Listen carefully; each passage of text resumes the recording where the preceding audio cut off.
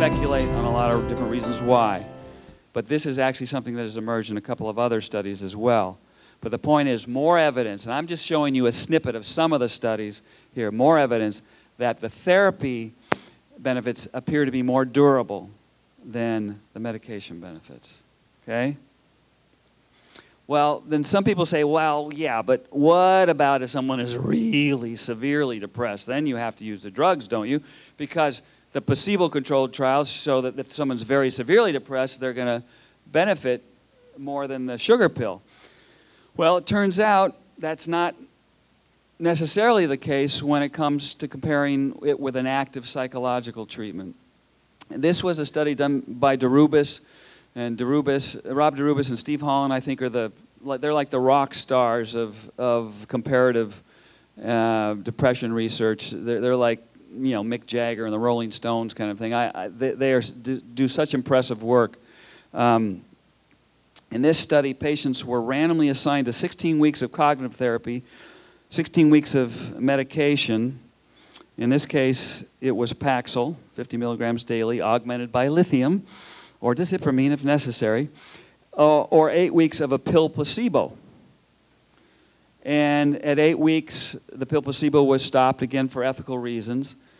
And there were no statistically significant differences between the medication and the cognitive therapy for the severely depressed group of patients. And then at 16 weeks, there was not even a slight difference between the two primary treatment conditions, medications and cognitive therapy. All these patients had a diagnosis of major depression, scores of more than 20 on the Hamilton scale, the short form of the Hamilton scale. So then what they did was continued treatment of the responders from this study for 1 more year. There's 104 patients here. And again, with the antidepressant condition, they randomly assigned them for the next year to either be on a pill placebo or continued antidepressant. And basically, the cognitive therapy was discontinued, except they did allow up to 3 booster sessions. Okay? And you can see that if they got the cognitive therapy, in this case, really up to 3 booster sessions, they more likely to sustain their improvement compared to the antidepressant that was terminated or they continued an antidepressant. Okay, again, more evidence of durability in the severely depressed group of patients. Okay? This graph just looks at the remitted patients and is just another way of looking at the same data I just showed you. With the withdrawn cognitive patients were less likely to relapse than those patients withdrawn from medications. Okay. This is the percentage of patients who relapsed, who were no longer depressed at the end of the study, who relapsed during that course of that extra year of treatment. And then there were 40 patients who remained active and did not relapse during continuation, so these patients were followed for another year without any further treatment. And this is the percentage that relapsed, and if they had received prior cognitive therapy, they were much less likely to relapse than even the continued medication condition. In the most severely depressed patients they could come up with. This graph is impossible to read. I'm just going to tell you what it means. This is the only study I've ever seen like this. Something that people are referring to as oopsies, unwanted psychological side effects. And Bowling and Kohlenberg up at the University of Washington looked at were there any, in addition to the physical side effects, were there any psychological side effects that people had that they didn't like, that made them feel uncomfortable. And I'm just going to read some of the more common ones. This was a sample of convenience. Let's see, there were from patients aged 21 to 60, all adults in Seattle who had completed a course of antidepressants. There were 69 responders, 69 non-responders, 92 responders. And then of the responders, 49 said they would take the medicine again if given the option. 43 said they wouldn't do it again. Anyway, they gave them a semi-structured interview with psychological side effects, and this is a graph of some of the psychological side effects. The most common unwanted psychological side effect, over 45% of the patients said they had a narrowing of their affect. And then gradually decreasing, other side effects were not feeling like oneself, loss of creativity, inability to cry, apathy, vivid dreams, loss of concentration, loss of ambition, loss of empathy. In fact, I'm going to read these because they get down to more manic symptoms later. Increased anger, memory loss, anxiety, dissociation, can't work on problems, loss of anger, irritability, loss of enjoyment, can't express opinions, racing thoughts, loss of confidence, loss of self-esteem. Again, these are things they attributed to the medicine. Too confident, increased crying, goal-directed activity, risky enjoyment, inflated self-esteem, too opinionated, euphoria, too creative, and hyper-concentration. Okay? I've never seen any other studies like this. It looks at the unwanted psychological effects, sometimes that are reframed as somehow a positive change, but not necessarily. Okay, for a medicine to be called an antidepressant, it shouldn't increase suicidality. Don't you agree with that? How many agree with that one? I don't think I'm going out on too far a limb here. But what the FDA analysis showed was, in fact, they do increase suicidality. About a ratio of 2 to 1 in those patients randomly assigned to the drug compared to those assigned to the placebo. About 4% in the drug condition, about 2% in the sugar pill condition. And this is in studies in which, I should remind you, the suicidal patients have already been kicked out even before the study started. Okay? Because they thought it was too risky to do this kind of research with them. But so about 2 to 1 ratio. And the FDA, most of you know the story. They didn't even trust their own analysis, so they sent it out to Columbia to have them do an independent analysis to see if that really was true, because it is so counterintuitive that an antidepressant would make some patients more suicidal. And this now is the best comparative study ever done, in my opinion. This was done with depressed adolescents with major depression. The patients were randomly, this was published in JAMA, again, exceptionally well-designed and executed and well-written study. These are the results that were highlighted in the media. This is on a measure called the Clinician's Global Index. It's a general or global rating. Patients were randomly assigned to fluoxetine, which is Prozac, or CBT, or the combination of fluoxetine and CBT, or a placebo. And this is how the results ranked. The CBT did not do as well as they had hoped on this particular measure. And the way I see it, live by the data, die by the data. This particular measure is, as I say, a secondary global measure. And that's at the end of the acute treatment. Now, what was interesting is burrowing down a little bit further on the primary depression scale, the Children's Depression Rating Scale. It turned out that fluoxetine did not separate, was not statistically superior to placebo in this study. That was not really highlighted. It wasn't mentioned in the abstract. And in fact, the placebo duplicated 86% of the drug response. So it was, in fact, one of the reasons that the FDA did not consider this a positive study for Prozac, because it didn't really do better than placebo. That's also was true, ironically, for the CBT condition. But it's when you start to look at the risk data that you start to see separation. These are the harm-related adverse events, including suicidal ideation, between those patients assigned to fluoxetine and those who are not in a fluoxetine condition. That is either placebo or CBT. Again, you see that same 2 to 1 ratio. This difference was statistically significant. And one thing I want to mention, too, it's worth noting that suicidality decreased in all 4 conditions in this study. So what you're seeing here is a relative risk. Even though all 4 conditions, CBT, fluoxetine combination, placebo, all saw a decrease in suicidality over the course of treatment, at the end you're still left with twice as many suicidal patients in the drug condition as those in the non-drug condition.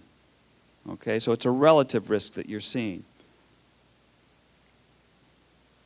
Okay, an antidepressant, from my perspective, should not make patients more anxious and irritable in order to be considered an antidepressant. In the same TAD study, this is a graph of the psychiatric adverse events that included irritability, mania, and fatigue. In the fluoxetine condition, basically 18% of the patients had psychiatric adverse events like this. And you can see that that was more than the combination, more than placebo, and way more than the group that got CBT. Okay? These are the non-psychiatric adverse events from the same study that had an odds ratio of greater than 2. That is more than twice as likely to experience it in the drug condition as the placebo condition. And these are for, you can see the vertical axis, the percentage of patients who experienced it, and the side effects with odds ratios greater than 2 include sedation, GI problems, diarrhea, flu-like symptoms, insomnia, sinus problems, and vomiting. Okay, so there's no free lunch, as my father used to tell me all the time. It was usually when I was early in my life when I was starting to date, he used to tell me that. But I think it was a more global phenomenon. There is no free lunch. You have to consider risk and benefit both. And this study at least had the data to allow you to do that. The follow-up was interesting. At 36 weeks follow-up, there were no statistically significant differences, even though you might see it visually as the vertical axis goes from 70 to 100. This was not different. In terms of that same global scale, the 3 primary treatment conditions showed no difference in benefit. Let's see. And there was a 5-year follow-up that also found no significant differences among the 3 groups. Interestingly, 96% of the patients in this TAD study, this adolescent depression study, recovered from their index episode. 47% had a recurrence. So the vast majority recovered from the initial episode. But again, looking at harm data, if you look at suicidal events, if they were in the fluoxetine condition, they were much more likely to have had a suicidal event compared to either the combination or the CBT alone. Okay, so if you're weighing risk and benefit, you have to think about that. Okay, and the problem is even the abstract, just from my perspective, highlighted mostly benefit and did not consider the risk data. It says, I think the dosage needs adjusting. I'm not nearly as happy as the people in the ads. And part of that is because they're not as happy as the people in the ads, but not as happy as the people in the journals because there's a publication bias. And this is a graph put together by Eric Turner, psychiatrist up in Portland, who had a wonderful article published in the New England Journal of Medicine a few years ago. He used to work for the FDA, actually. And this shows you 74 randomized controlled trials. And above the line are those that were judged by the FDA to be positive studies. That is, the antidepressant did better than the sugar pill. Below the line are the studies that were judged by the FDA to be negative. That is, the antidepressant did not do better than the sugar pill. And for the various drugs, bupropion, citalopram, et cetera, et cetera. So you can see it visually. Roughly half the studies were negative. It's judged by the FDA. The problem, of course, is we don't all have access to the FDA data, right? We have to rely on journals. And this is what it looked like in the journals. Most of the negative studies weren't published, or if they were published, the data were spun to appear to be positive. A secondary measure was isolated. Or, you know, there were, you know, monkey business, there was monkey business done with the data to make them appear positive. So going back, if I can make this happen, that's what the FDA saw, and this is what the clinicians who read the journals saw. Okay? So you see the problem. And one other interesting thing about this, and I wrote a piece on this in a letter to the editor, but the published literature basically inflates the perceived effect size of antidepressants by an average of 32%, and roughly about 3,500 patients out of these studies never had their data published. And about 1,800 had their data positively spun in conflict with the FDA. So in other words, roughly over 5,000 patients who were told they were contributing to science when they signed up as part of the informed consent never had their data published or had them published in a way that was distorted from the actual results. You know, that's certainly unethical, maybe worse. Okay, and I feel as strongly about this one as the suicidality one. An antidepressant should not interfere with your sexual functioning, right? How many people agree with me on that one? Okay, yeah. Well, here's just one study data collected in Spain from April 95 to February 2000. Patients with previously normal sexual functioning who were being treated with antidepressants, and they developed a sexual dysfunction within 2 months of starting the antidepressant. 610 women, 412 men. They were interviewed with something called the Psychotropic Sexual Dysfunction Questionnaire. 59% reported a sexual dysfunction. It's hard to get an antidepressant effect that large. 62% of the men, 57% of the women reported dysfunction. Okay, and just to get an idea, here are some of the kinds of sexual dysfunctions or symptoms. It's hard to tell from this graph, but for each of the drugs, citalopram, paroxetine, venlafaxine, the furthest left bar is the overall sexual dysfunction rate. And you can see, for example, for citalopram, it's over 70%. My God. And there's even suggestion that some of these side effects can persist after the medicine is stopped, in many cases for months. But the other symptoms were decreased libido, delayed orgasm, no orgasm, or decreased arousal. Antidepressant, at least a medicine that we call an antidepressant, shouldn't do that. So what are the criteria for an effective psychological treatment then, based on some of these studies that I've shown you? There are many, many, many more, but I think Zeiss and Lewinson and Munoz established some criteria that I think, and this is many years ago, that I think still apply today. I think it should have a clear, well-elaborated rationale. There should be some training in skills that the person can use independently of the therapy and after the therapy ends. And that the treatment is generally time-limited, and the person should be able to attribute their gains to their own efforts rather than to some external substance, and then there should be some plan for maintenance. And so just to give you a snippet or a flavor of the different psychological options that have empirical support, of course there's cognitive therapy. It says this is the era of reduced expectations. As the guy is thinking to himself, well, if everything goes okay, that old left foot should be coming into view soon. And so part of it is lowering expectations so the person can have some success experiences. Build on small steps, small goals. Teach people not to be so hard on themselves. So while extortion, racketeering, and murder may be bad acts, they don't make you a bad person. So this is, you know, the short version of cognitive therapy here I'm giving you. Again, trying to help people not be so hard on themselves. Don't be so hard on yourself. Let me do it.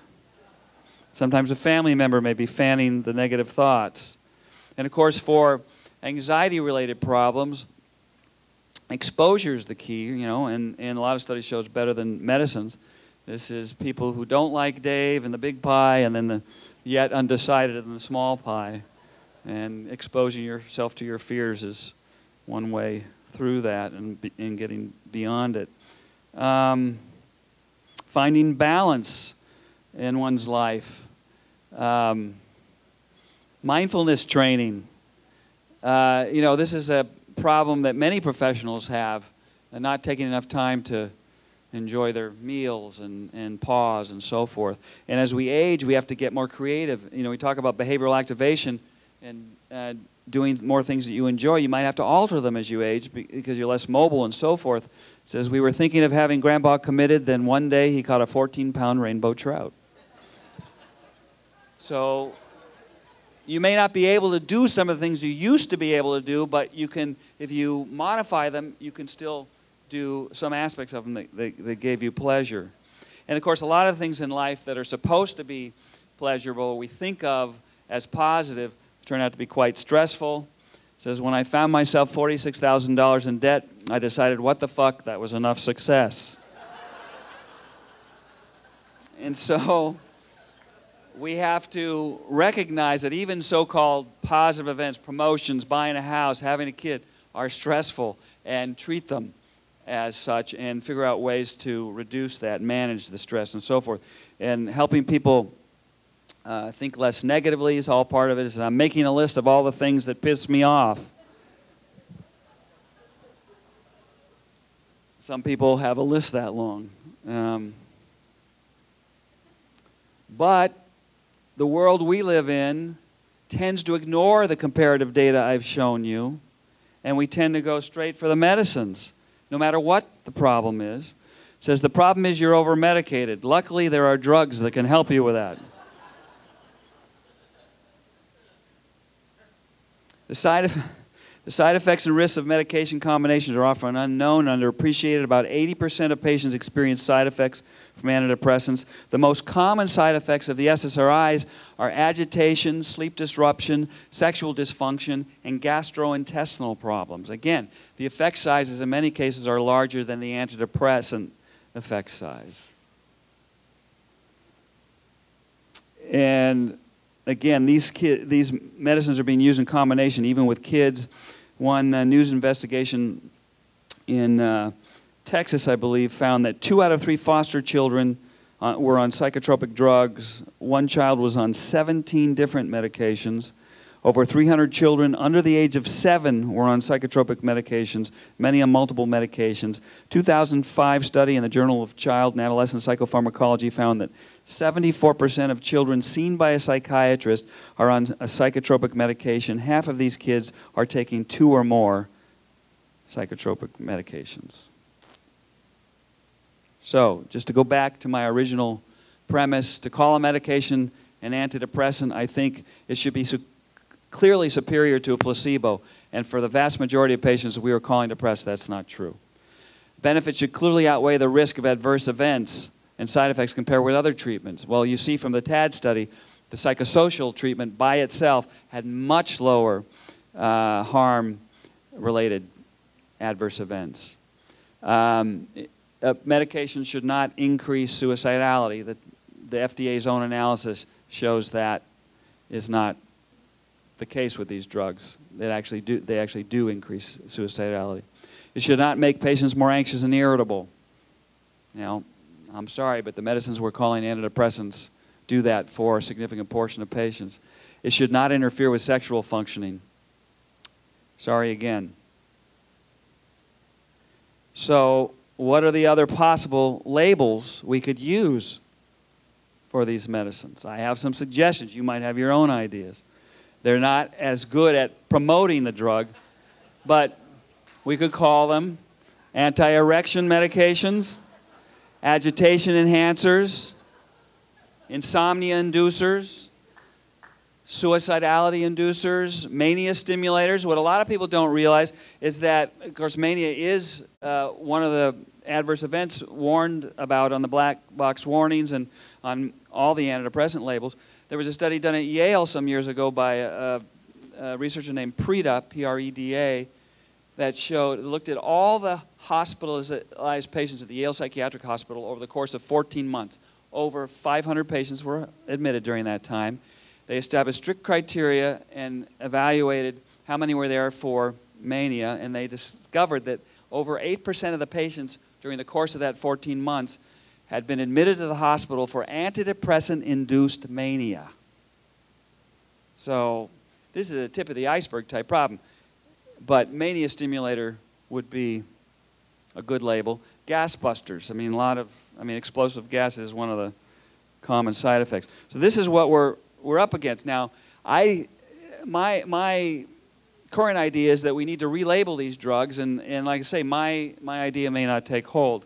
But, you know, if we start thinking in these ways, then maybe the medicines won't be quite as popular, because I don't think their popularity is warranted by the data.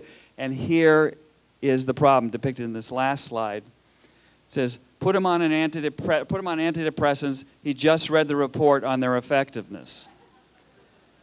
This epitomizes the problem from my perspective. It doesn't matter what the data show. These data have been around for a long time, many years in some cases. It doesn't matter that they show they're not very effective compared to placebo. It doesn't matter that they show there's all these risks and side effects. As long as they're called antidepressants, a physician sitting with a patient who's crying or sad or depressed in their office will feel a moral and ethical obligation to prescribe for their patient something called an antidepressant. It's the best form of marketing there is, a single word label that stays with the medicine no matter what the data show. So I don't know a way out of it except by changing the label. Anyway, that's what I have to say. Thank you.